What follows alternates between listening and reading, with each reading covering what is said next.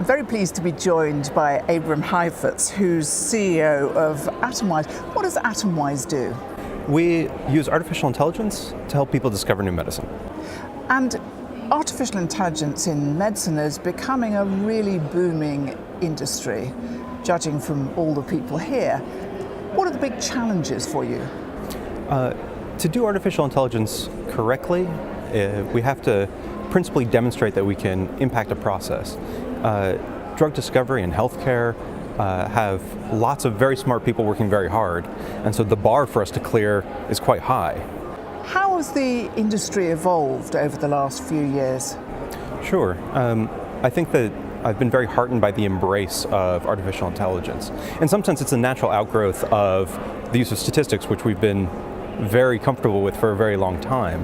And so this is the latest iteration, the latest generation of a very powerful technology we've had access to.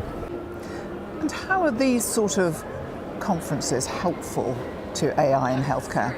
It's incredibly important both to be able to learn what is out there and to be able to communicate the successes that we've had and to highlight challenges for practitioners of the field. That's the way that we drive it forward. It's a collaborative effort. Now, you've been presenting today. Tell me what you were presenting. We presented both some successes and some problems in the way that people have historically set up their AI tests.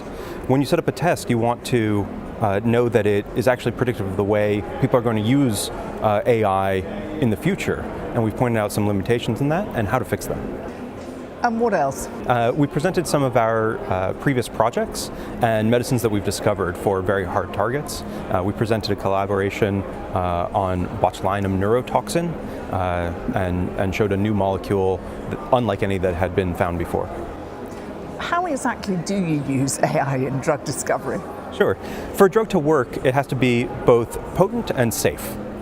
And at the end of the day, the problem that we solve there is whether a potential medicine will stick to the disease protein to shut it down. You historically had to run an experiment. You had to run this in test tubes, which is very laborious, very time-consuming, and very expensive. And so instead, we set that up as what's called a classification problem, and we predict whether the experiment is worth running, whether the molecule has a chance of working.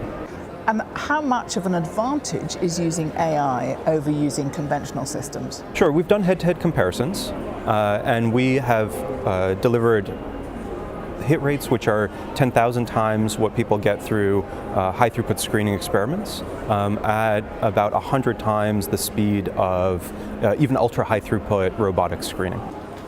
That's extraordinary. So where do you see this industry evolving in the future? I think what you'll see is an increased integration. An integration between machine learning practitioners and the biochemists, working really side by side and collaboratively to move the whole process forward. And what will that mean for the whole field of drug discovery? I think we need better success rates.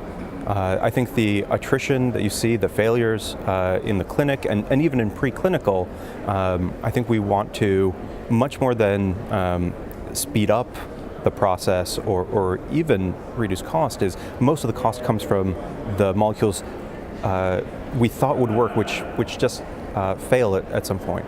And so reducing that attrition rate, I think, is the most critical thing to improving drug discovery. And I think that's where we'll see AI being able to deliver improvements.